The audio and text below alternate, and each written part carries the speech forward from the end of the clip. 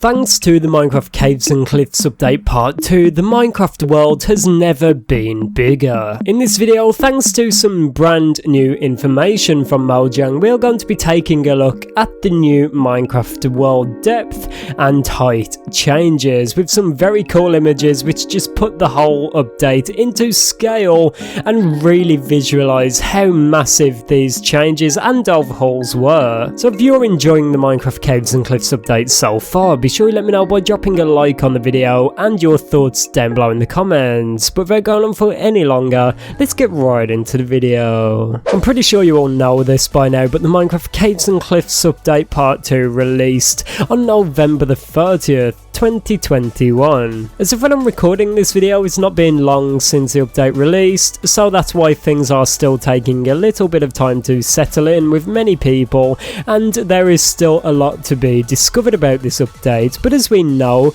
with this side of the update bringing along with it the terrain generation changes, there is a lot to talk about and a lot to be discussed surrounding these terrain generation changes, and one of the most important of them being the new depth and height world changes.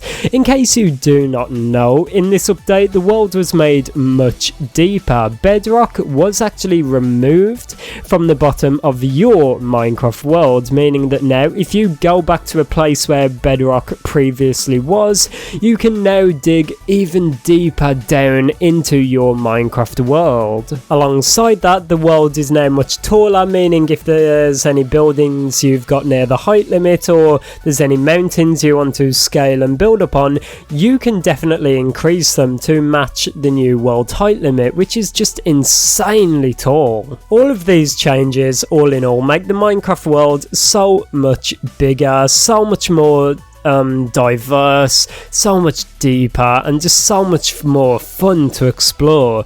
But as I said, there is some new very interesting bits of information from Mojang which I think will help us to visualize how massive this update actually is. There was actually a deep dive posted on minecraft.net, a very cool article called The Caves and Cliffs Part 2 The Features. It says, earlier this week, the ambitiously awesome second part of the Caves and Cliffs update finally released. With the mountain of the changes that were introduced in this update, we've prepared a short and simple breakdown on some of the biggest ones, complete with informative illustrations to explain what those changes are and what they mean for Minecraft. The first one is increased world height, where we actually get a look at this image, which is awesome.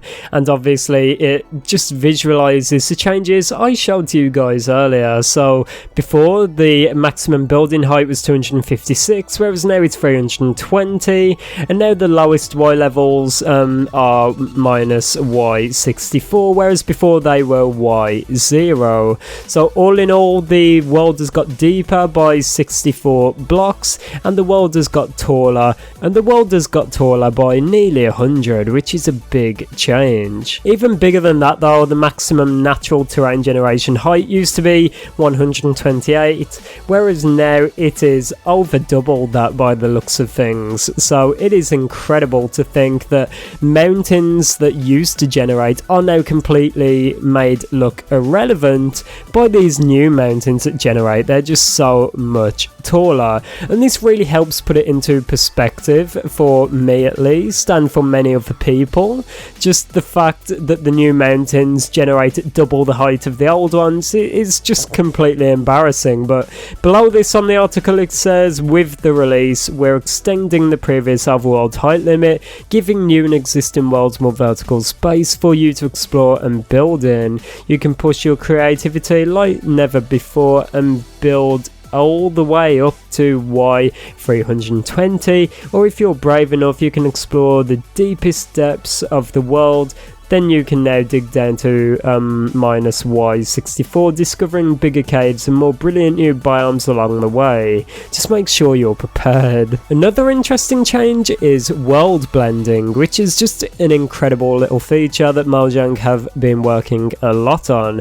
As we can see by this image, previously the terrain would be a bit choppy in some places, especially with the Caves and Cliffs update. Mojang wanted to make the old old terrain and the new terrain fit together seamlessly, so they had to put a lot of work into the world blending. And as we can see by the image on the left is what it would be, just a complete snap to the new terrain, but obviously the new image shows how it blends very naturally, and this is something I am incredibly surprised by. In my Minecraft survival, which I created days before the release of the Caves and Cliffs update part 2, obviously I was stuck with the old terrain generation. All I did is explored a few thousand blocks from the spawn, and eventually I realised that I was well into the new terrain generation without even realising.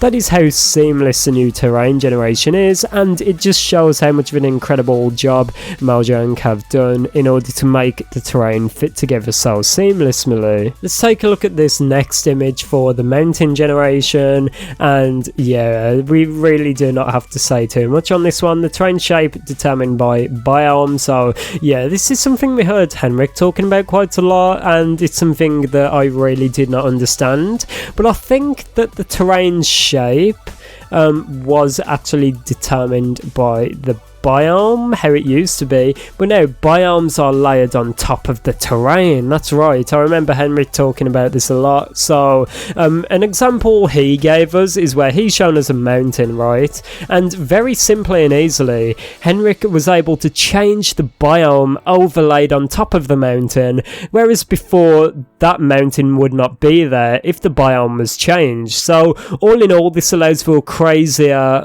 biomes to generate around your Minecraft world, and it's just another feature that Mojang did not have to do, but they did it anyway in order to make the new Minecraft world so much more diverse. The final one I want to talk about though is mob spawning. Although it really does not go with the new depth and height changes, I want to talk about it anyway and just show off this cool little image here.